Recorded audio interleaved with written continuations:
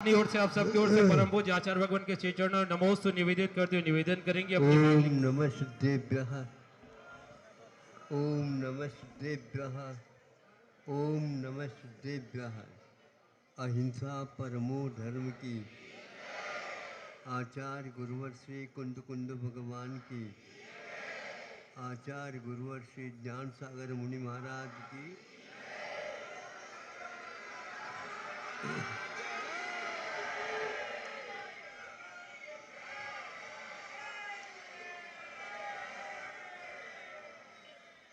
एक विशेष बात,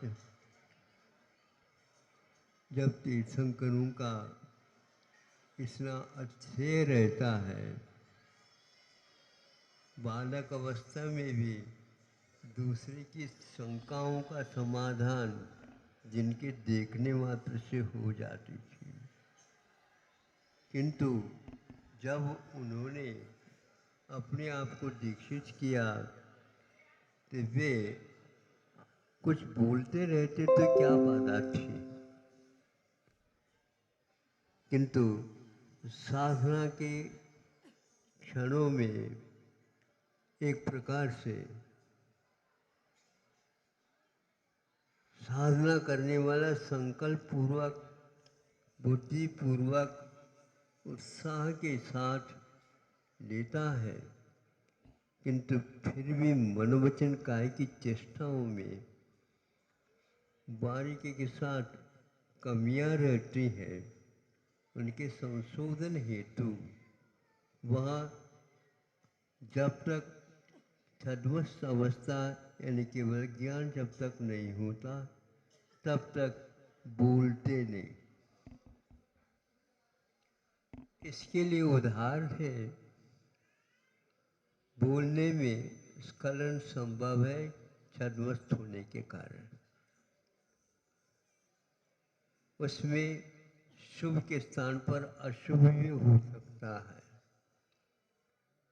अशुभ ही हमेशा हो ऐसा कहीं भी नहीं होता, किंतु शुभ में स्खलन होता है, अशुभ में स्खलन नहीं होता। इसलिए उन्होंने दृढ़तापूर्वक निर्दोष रूप से छद्मस्त अवस्था में नहीं बोलने का मौन व्रत रखा है।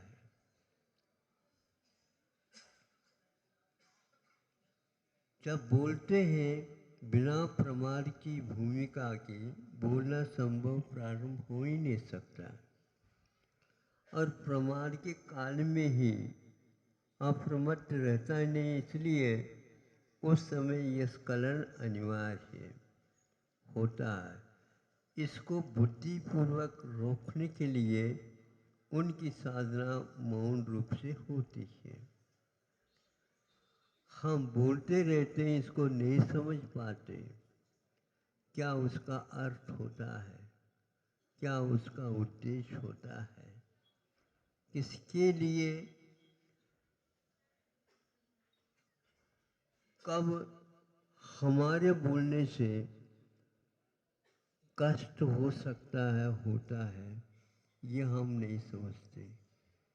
छोटे छोटे क्षुद्र प्राणी, यानी प्राणी का मतलब कीटाणु आदि ही रहते हैं, वे भी आहत को प्राप्त हो जाते हैं कि उनको भी कष्ट होता है। इसलिए वो छद्मस्त काल में बोलते नहीं बोलते हैं, गुप्ती पलती है। बोलते हैं, स्खलन हो सकता है, इसलिए दोष लगता है, इसलिए वे हमेशा हमेशा गुप्ती के पालन करते रहते। गुप्ती भी हमेशा नहीं रह पाती है, किंतु संयम पूर्वक वो समितियों का मतलब बोलने का त्याग होने के कारण उससे भी बच जाते हैं और उनकी विशुद्धि होती चली जाती है। कोई भी व्यक्ति अपना वाहन का चालन करते हुए कितने भी करे वो, वह बहुत ही जोखिमदार क्या यूँ कहना चाहिए, बहुत ही कठिनाई से उसका पालन कर सकता है। ऐसा नहीं कि आराम के साथ चले जाओ। कुछ ऐसे भी वाहन होते हैं जैसे रेलगाड़ी है, उसके लिए सामने सामने बैठे रहे ये कोई अनिवार्य नहीं होता, लेकिन सावधानी अनिवार्य हो जाती है। सावधानी बहुत कठिन होती है। आप ज्ञान के स्वभाव ही है, किंतु सावधानी के स्वभाव नहीं। सावधान एक अंतर्मुहूर्त में वह छूट जाएगा, ज्ञान कभी भी छूटता नहीं। इतना अंतर समिति और गुप्त में हुआ करती है। आप लोग जब पालन करते ही रहते हैं तो आप गुप्ती में रहने का उपक्रम कर सकते हैं।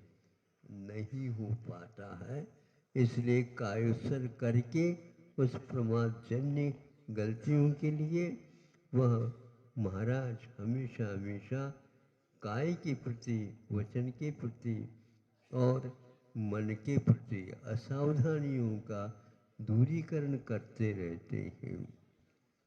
जैसे अभी ये आप लोग समझ लें, बोल रहे थे बोलते बोलते अर्घ में सुनने में आया, हमें आ गया तो आप लोगों को भी आ सकता है, इसलिए हम कह रहे हैं। तो उन्होंने काम मान निभाना है, हाँ, चौथे में तो उसके लिए उसके स्थान पर दीप की ओर चले गए या और उत्क्रम हो गया।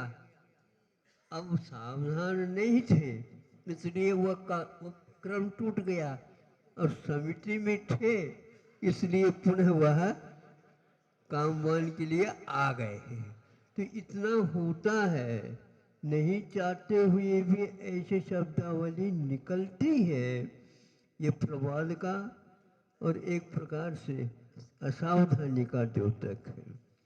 गुप्ती में सावधानी और समिति में सामान्य रूप से अप्रमत्ता का द्योतक है। तीर्थंकर कहते हैं हमें इस प्रकार बोलना आवश्यक नहीं। किसी को भी उन्होंने उपदेश नहीं दिया, लेकिन हम लोगों के लिए उपदेश देने के लिए कहा है। अब हम समझ में नहीं आता, स्वयं तो उपदेश देना बंद कर दे छद्मस्त अवस्था में, हम लोगों के लिए धर्मोपदेश रखा है, क्योंकि उनका ये कर्तव्य था। श्रावक सामान्य रूप से इन लोगों के संपर्क में रहेंगे तो अवश्य लाभान्वित होंगे और उनसे ये भी कुछ लाभान्वित होंगे। मोक्ष मार्ग इस प्रकार श्रावक और श्रमण इन दोनों के बीच में संबंध रखता हुआ, जैसे बैलगाड़ियों दो चाक से चलते हैं वैसे चलता है, ऐसे आगम में कहा गया है। इसलिए आप लोगों को भी सावधानी रखना चाहिए और श्रमण लोग साधु संत भी रखते हैं, रखना चाहिए। फिर भी यह स्खलन हो ही जाता है। कोई भी व्यक्ति सत्य का ही एकमात्र उपयोग रखता हो नहीं हो सकता। 12वें गुण स्थान तक इसका अध्वान स्थान स्थिति बताई है, तो 12वें गुण स्थान भी बहुत दूर है। तीर्थंकर लोग भी इसका पालन करते रहे, तब कहीं जाकर के उनको सफलता मिले। सावधानी और ज्ञानी इसमें बहुत अंतर है। एक उदाहरण देकर के समाप्त करता हूँ। आप लोग जब स्वाध्याय होता है तो ग्रंथराज को ले आते हैं, सिर पर रख करके, और वो ले आता है वहाँ से, तो सभी जनता बैठी है तो सावधान कह देता है। सावधान कह देता है तो एकदम सब लोग उठ जाते हैं और उसको नमस्कार करते हैं। बैठे थे, शांत थे, बोल नहीं रहे थे, लेकिन सावधान करने का अर्थ है मन वचन काया की चेष्टा को रोक करके केवल सरस्वती के प्रति अपना बहुमान अभिव्यक्त करते हैं। इस प्रकार आप लोग बार बार पुरुषार्थ करिए, तब कहीं जा कर के अपने उपयोग या मनोवचन काय की चेष्टा को शुभ रूप दे सकते हैं। अन्यथा मोक्ष मार्ग ऐसे असावधानी के साथ इधर खा भी पी भी रहे हैं, आत्मा शुद्ध है, ये सब मालूम है। अहिंसा परमो धर्म की